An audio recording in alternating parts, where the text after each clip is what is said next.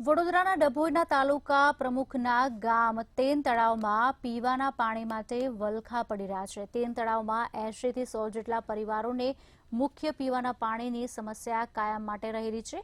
તંત્ર દ્વારા તળાવમાં બોર બનાવવામાં આવ્યો હતો, પરંતુ બોરમાં પીવાલાયક પાણી ન આવતા ગામના લોકોને હાલાકીનો સામનો કરવો પડી રહ્યો છે।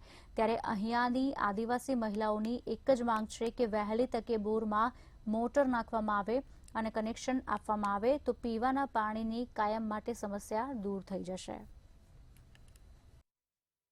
અમારે પાણીનો પ્રોબ્લેમ છે, કૂવો ખોદેલો છે નવો, એની મેં મોટર ઉતારવાની છે।